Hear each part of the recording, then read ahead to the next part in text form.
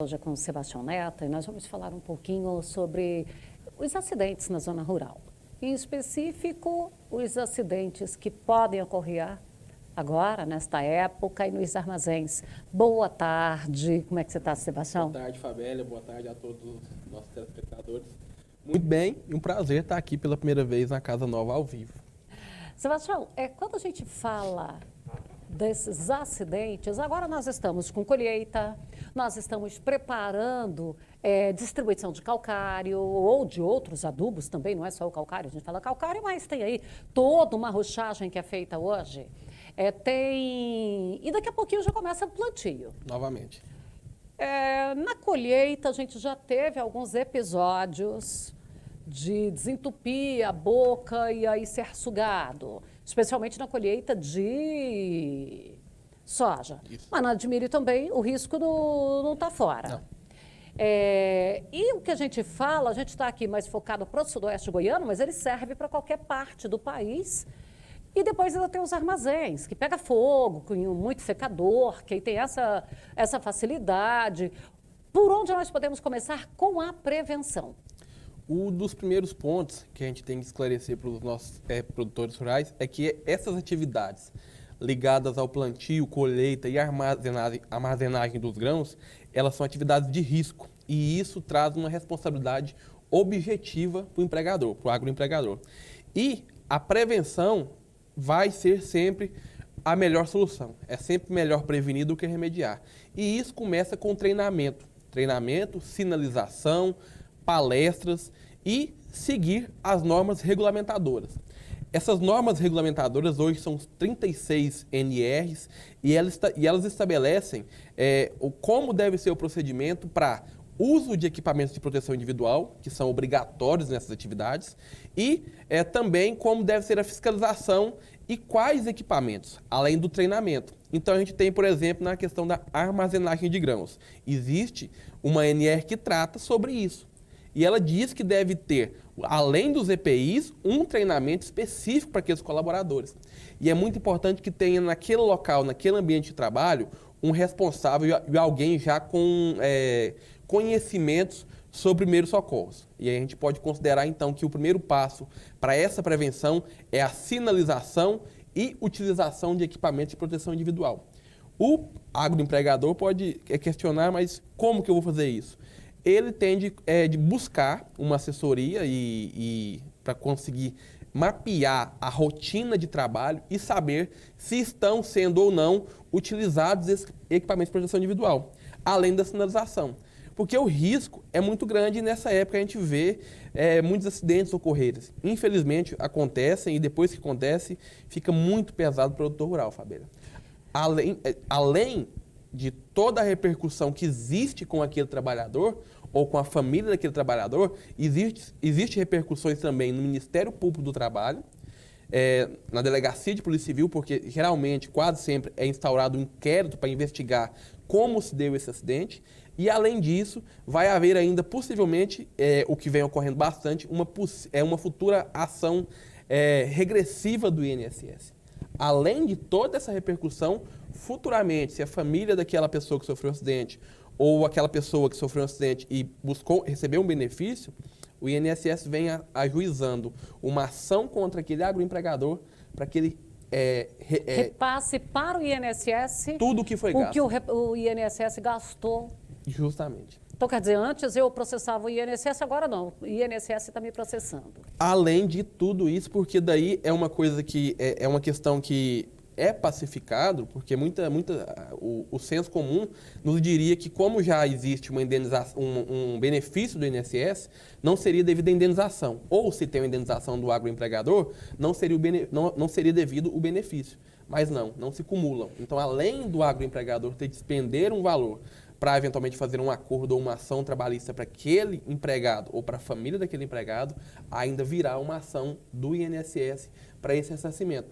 Além, é claro, de que o auditor do trabalho anda, e isso vem se intensificando, fazendo batidas nas propriedades rurais. Essa semana, numa usina de Goianésia, uma indústria, um porte maior, mas também acontece em pequenas propriedades, teve uma fiscalização e encontraram que eles não seguiam as jornadas de trabalho de forma correta, com o registro de forma correta, e também não seguiam a NR31, que é uma NR, uma norma regulamentadora que trata especificamente de atividades agrárias, seja de cultivo de soja, de piscicultura, atividades agrárias. E por não seguir a NR, foram auditados e aí são ações que, depois que são ao auto de infração, são ações milionárias. E essas ações milionárias acontecem também com agroempregadores de pequeno e médio porte. Então, se ele chega na sua propriedade rural e não vê uma placa de sinalização, ou não vê que você está seguindo minimamente normas de saúde e segurança para os funcionários, com certeza você vai ser autuado. E aí, depois que é autuado, não tem muito o que fazer. Aí fica aquela dor de cabeça para você tentar apagar fogo. E isso não é uma coisa que é tão bem vista como você se prevenir. Bom, então a primeira orientação é que você busque já essas informações e comece já a fazer por aquele sistema mais básico, que, como o Sebastião falou, placa de sinalização. No final fica caro, porque você tem muita coisa assim para fazer e elas não são baratas. Mas coloque, você começa pela placa de sinalização, porque ali você também tem uma multa cara, caso não tenha. Tem. Então, assim, já é o primeiro impacto. Sim. Além... E essa placa de sinalização tem que ter para banheiro, tem que ter tudo, né? Almoxarifado, oficina, tudo. Tem que estar lá com aquelas plaquinhas. Isso. Espaço de... Confinamento, espaço confinado, que é como os armazéns são... Espaço, por exemplo... Aí tem que fazer também das rotas de fuga. Justamente, saída de emergência, saber...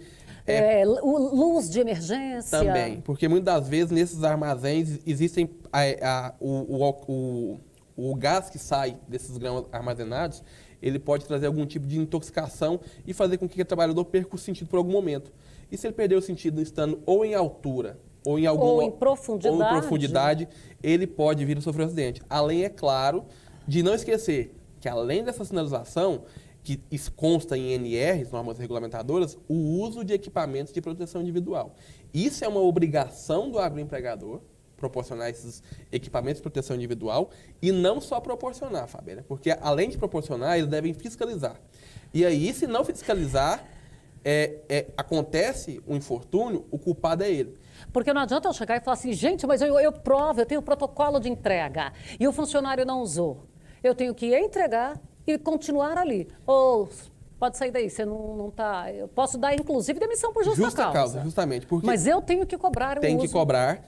E aí é um ponto muito específico. Eu já vi, e já aconteceu de ter defesas trabalhistas, onde o agroempregador foi salvo, vamos dizer assim, daquela condenação, porque ele comprovou que existia um histórico de advertências por quem não utilizava o EPI. Porque para o juiz do trabalho, ele quer saber o quê? Você fiscaliza? Sim. E como? Aí você vai mostrar um relatório de todas as advertências que tiveram naquele ambiente de trabalho, que não era apenas uma. Isso comprova que havia fiscalização. Porque também o agroempregador não pode ser também penalizado por tudo. Por quê?